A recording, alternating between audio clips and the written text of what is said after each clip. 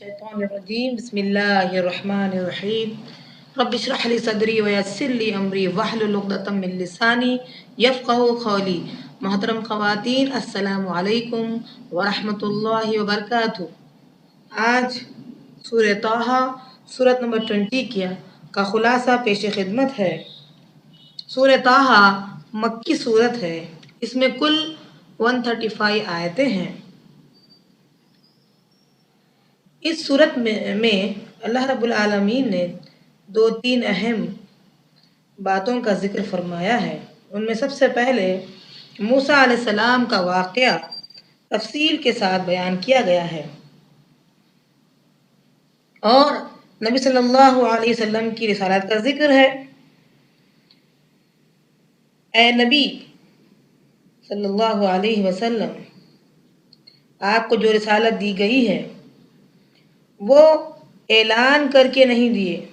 جس طریقے سے ہم نے موسیٰ علیہ السلام کو اعلان کر کے رسالت نہیں دی ہے، اس کے لیے چرچا نہیں کیا، اسی طرح ہم آپ کو بھی اعلان کر کے رسالت نہیں دیں گے۔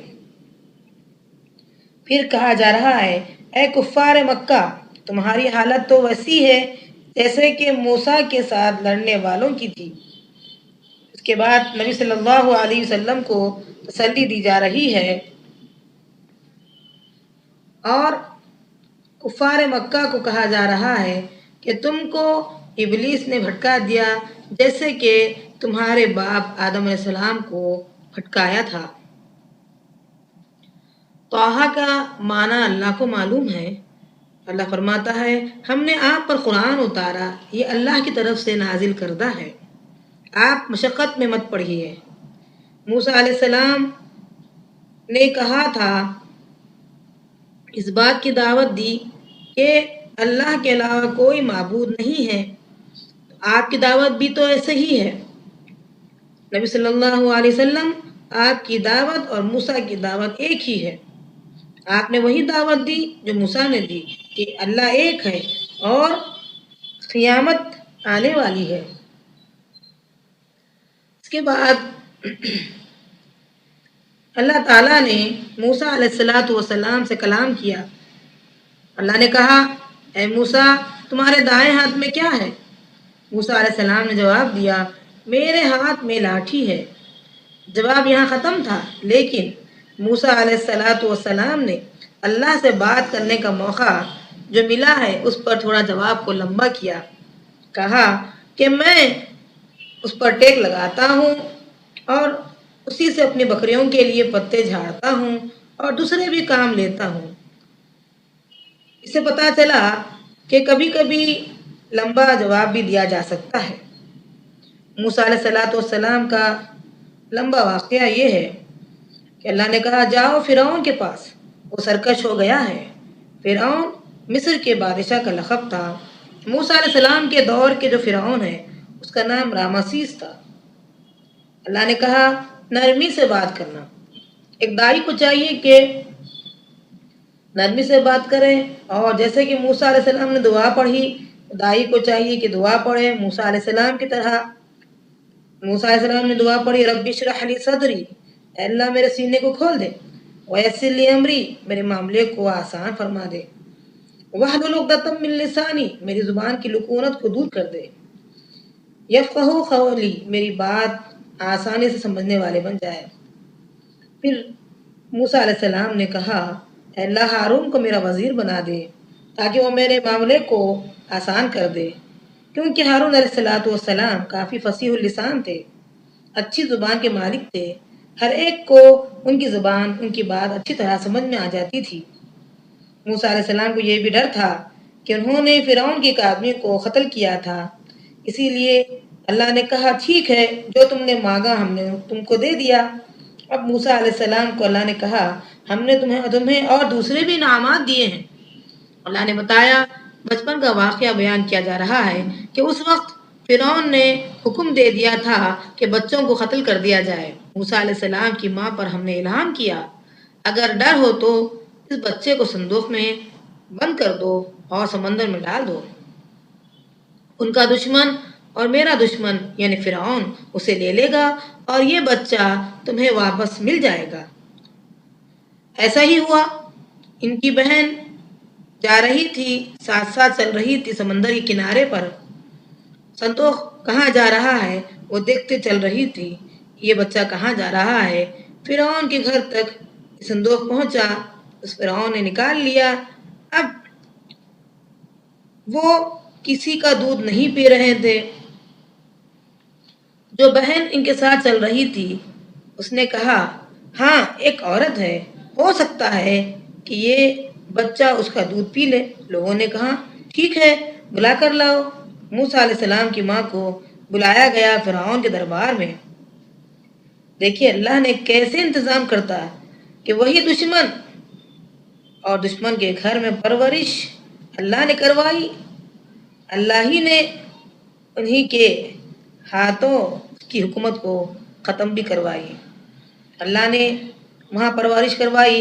فرعون کے گھر میں موسیٰ علیہ السلام کی ماں گئی، دودھ پلانا شروع کیا اور وہ دودھ پینے لگے۔ موسیٰ علیہ السلام اور ہارون علیہ السلام دونوں فرعون کے پاس گئے۔ اللہ نے کہا وہ ظلم کر رہا ہے، سرکش ہو گیا ہے۔ وہ کہتا ہے انا ربکم الاعلی، میں تمہارا رب ہوں۔ رب تو وہ ہے جس نے پیدا کیا، فرعون کو بھی وہ رب پیدا کیا۔ وہ رب کیسے ہو سکتا ہے جو پیدا کچھ بھی نہیں کیا؟ اللہ نے کہا موسیٰ بہت نرمی سے بات کرنا۔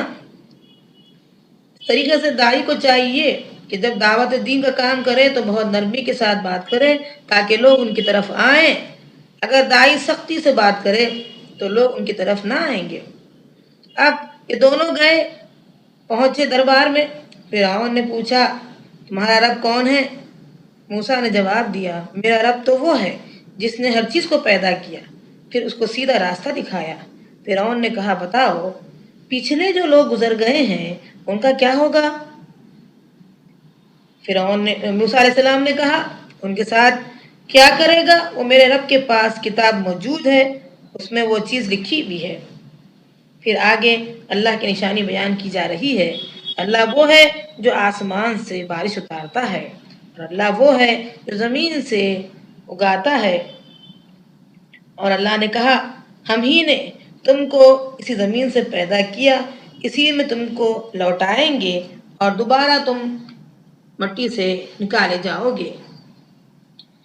اس میں ایک غورطلب بات یہ ہے کہ یہ جو آیت ہے منہا خلقناکم وفیہا نعیدکم ومنہا نخرجکم تارۃ اخری، ماحول کا ہم تھوڑا جائزہ لیں تو پتہ چلتا ہے کہ مسند احمد کی ایک حدیث ہے، جلد نمبر 5 صفحہ نمبر 254۔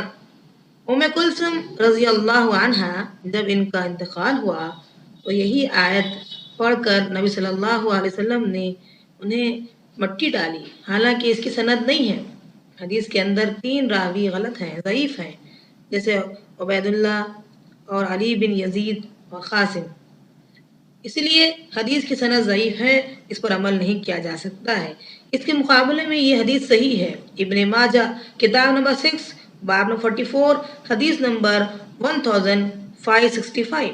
ابو ہریرہ رضی اللہ عنہ کہتے ہیں کہ نبی صلی اللہ علیہ وسلم ایک جنازے کی نماز پڑھائی اور وہ مردہ آدمی کے قبر کے پاس آئے اور آپ نے سر کی طرف سے 3 بار مٹی ڈالا تو آپ نے کوئی دعا نہیں پڑھی۔ اس سے یہ پتہ چلتا ہے کہ اس وقت یہ آیت نہیں پڑھنی چاہیے، کوئی دعا پڑھنی چاہیے۔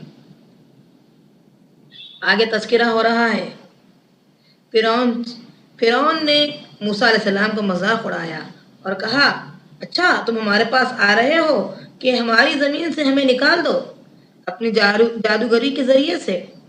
ہم بھی جادوگروں کو کھلے میدان میں بلا لیں گے اور مقابلہ کریں گے۔ جادوگر آئے، اعلان کر دیا گیا، سارے لوگ جمع ہو گئے۔ جادوگروں نے رسیاں اور لاٹھیاں ڈال دی۔ موسیٰ علیہ السلام تھوڑا سا گھبرا گئے کیونکہ وہ انسان تھے۔ اللہ نے کہا موسیٰ ڈرو نہیں، تم ہی سربلند ہو گئے۔ موسیٰ نے لاٹھی ڈال دی، تمام کو اس اژدہے نے، اس لاٹھی نے نگل لیا۔ اب جادوگر ایک دم سجدے میں گر پڑے اور کہا، ہم ایمان لائے موسیٰ اور ہارون کے رب پر۔ فرعون اپنا پینترا بدل دیا اور کہنے لگا، اے جادوگرو، تمہارے بڑے یعنی موسیٰ نے تم پر جادو کر دیا؟ موسیٰ علیہ السلام کا مقابلہ دیکھا اپنے سامنے، پھر بھی یہ کہہ رہا ہے اور کہہ رہا ہے، اچھا تم ایمان لے آئے بغیر میری اجازت کے؟ تمہارے مخالف ہاتھ پاؤں کاٹ کر کھجور کے تنے سے لٹکا دوں گا، پتہ چل جائے گا کون ہے جو سخت عذاب تمہیں دے سکتا ہے۔ لیکن ذرا غور کریں، جب آدمی ایمان لے آتا ہے کتنا پکا ہو جاتا ہے ایمان میں، ایک اللہ کو مان لے، آخرت پر یقین کر لے، تو پھر کیا ہوتا ہے کہ ایمان مضبوط جب دل میں ہو جاتا ہے، اترتا ہے۔ فرعون کو ان لوگوں نے یہی کہا، فرعون جاؤ، جو کرنا ہے کر لو، جو کرنا ہے کر لو، دنیاوی زندگی تک ہی تو کر سکتا ہے، روح جب نکل جائے گی تیرا بس نہیں چلے گا۔ اگر ہم اس رب کو نہیں مانیں گے تو روح نکلے گی تو وہ عذاب دے گا،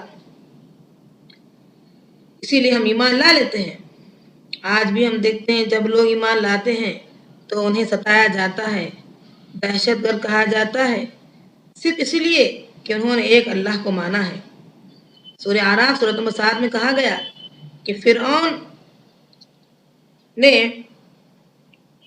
جب بدلہ لیا تو فرعون کی قوم نے کہا، تم ہم سے بدلہ اس لیے لے رہے ہو کہ ہم ایک رب کو مانتے ہیں، ہم جس رب کو مانتے ہیں وہ تو ہمارے گناہوں کو معاف کرتا ہے۔ اب ان کے دل مضبوط ہو گئے، تمام پریشانیاں جب دل مضبوط ہوتے ہیں ایمان پر تو ہلکی لگتی ہے، وہ اٹھانا پسند کرتا ہے تمام پریشانیوں کو، لیکن رب کو چھوڑنا پسند نہیں کرتا۔ ایسا ہی ہوا، موسیٰ علیہ السلام اپنی قوم کو لے کر نکل گئے، پیچھے سے فرعون نے اپنے لشکر کے ساتھ ان کا تعاقب پیچھا کر رہا تھا، رب نے ان کو ڈبو دیا اور رب نے موسیٰ علیہ السلام کی قوم کے لیے راستہ نکال لیا، یعنی بنی اسرائیل کے لیے راستہ بنا دیا۔ آج بھی فرعون کی لاش مصر میں موجود ہے، جسے قرآن کے سچ ہونے پر یقین نہیں ہے وہ جا کر مصر میں دیکھ لیں اس کی لاش کو اور مسلمان ہو جائے، تاکہ ہمیشہ آگ میں جلنے سے بچ جائے۔ سورہ یونس سورۃ نمبر 10 میں یہی بات بتائی گئی ہے کہ آج کے دن ہم تیرے بدن کو یعنی فرعون کے بدن کو بتا رہے اللہ تعالیٰ محفوظ رکھیں گے، قیامت تک محفوظ رکھیں گے، تاکہ بعد والوں کے لیے نشانی ہو۔ لیکن اکثریت ہماری آیتوں سے غافل ہے۔ آگے چلے، بنی اسرائیل کیا حال ہوا ان کا؟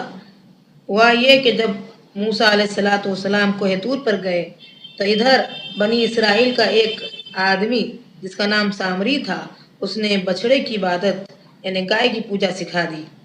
سامری نے گمراہ کیا۔ اللہ نے کہا، موسیٰ تم تو ادھر ہو، جبکہ سامری گمراہ کر رہا ہے ادھر۔ بنی اسرائیل کا فرض یہ تھا کہ اللہ نے انہیں فرعون سے نجات دی تھی تو وہ اللہ کا شکر ادا کرتے، انہوں نے تو گائے کی پوجا شروع کر دی۔ موسیٰ علیہ السلام غصے میں آئے، ہارون علیہ السلام کو چھوڑ کر گئے تھے تاکہ وہ دین کی باتیں سمجھاتے رہیں ان کی قوم کو، لیکن ان کی قوم نے ان کی بات نہیں مانی۔ اب موسیٰ علیہ السلام غصے میں آ کر اپنے بھائی ہارون کی داڑھی پکڑ لی اور سر کے بال پکڑ لیے۔ پتہ چلا داڑھی اتنی بڑی ہونی چاہیے کہ مٹھی میں آ جائے، اگر داڑھی اتنی بڑی نہ ہوتی تو موسیٰ علیہ السلام کے ہاتھ میں کیسے آتی؟ غور کیجئے کہ داڑھی رکھنا چاہیے، اس آیت سے پتہ چلتا ہے، اور یہی پتہ چلتا ہے کہ مٹھی میں آ جائے اتنی رکھیں۔ جو کہتے اتنی بڑی نہ ہو وہ اس آیت کا انکار کر رہے ہیں۔ ہارون نے علیہ السلام نے کہا، اے میرے بھائی یعنی موسیٰ علیہ السلام، کیوں میری داڑھی اور میرے سر کے بال پکڑ رہے ہو؟ میں نے تو انہیں بہت سمجھایا۔ سامری نے انہیں بچڑے کی پوجا کی طرف بلایا۔ اب موسیٰ علیہ السلام نے سامری کے لیے بدعا کی اور کہا، لوگو تمہارا معبود ایک ہے، اس کے علاوہ کسی کو اس کا شریک نہ بنانا۔ اب بیچ میں تذکرہ ہو رہا ہے آدم علیہ السلام کا اور ابلیس کا۔ بتانا مقصود ہے اس میں کہ ابلیس جس طریقے سے آدم علیہ السلام کو بھٹکایا ہے، تمہیں بھٹکا رہا ہے۔ آدم علیہ السلام کو ابلیس نے جب بھٹکایا تھا تو انہوں نے اللہ سے توبہ کی، دعا کی، جس کے بارے میں سورہ اعراف سورۃ 7 کی آیت 23 میں اللہ نے فرمایا، ربنا ظلمنا انفسنا وان لم تغفر لنا وترحمنا لنکونن من الخاسرین۔ اے ہمارے رب، ہم نے اپنے جانوں پر گناہوں کا ظلم کیا، اگر آپ معاف نہ کرتے اور گناہوں کو بخش نہ دیتے تو ہم نقصان اٹھانے والوں میں سے ہو جائیں گے۔ اس کے بعد تذکرہ ہو رہا ہے قرآن کریم کے بارے میں۔ جو لوگ قرآن کریم پر عمل کرنے سے اعراض کرتے ہیں، دنیا میں وہ لوگ پریشان رہیں گے اور آخرت میں اندھا ہو کر اٹھایا جائے گا۔ نبی صلی اللہ علیہ وسلم کو تسلی دی جا رہی ہے، نبی صلی اللہ علیہ وسلم آپ صبر سے کام لیجئے اور اللہ کی تسبیح خوب کیجئے، اور جن کو ہم نے مال دے کر رکھا ان کی طرف نہ دیکھیے، یہ مال آزمانے کے لیے ہے، اور آپ گھر والوں کو نماز کا حکم دیجئے۔ اس کے بعد اللہ رب العالمین نے یہ بتایا کہ کفار مکہ تمہاری حالت وہی ہے جو موسیٰ کے قوم کی حالت تھی، انجام بھی وہی ہوگا جو موسیٰ علیہ السلام کی قوم کا ہوگا۔ اللہ تعالیٰ ہم تمام کو اس انجام بد سے بچائے۔ پھر اللہ نے علم کی زیادتی کی جو دعا نبی صلی اللہ علیہ وسلم کو سکھائی ہے، ہم بھی دعا کریں گے کہ اللہ رب العالمین رب زدنی علما، مجھے میرے علم میں اضافہ فرما۔ یہ دعا ہم تمام بار بار کرتے رہیں، کیونکہ عمل سے پہلے علم کی ضرورت ہوتی ہے۔ اللہ تعالیٰ بولنے والوں کو، سننے والوں کو عمل کی بھرپور توفیق عطا فرما۔ السلام علیکم ورحمۃ اللہ وبرکاتہ۔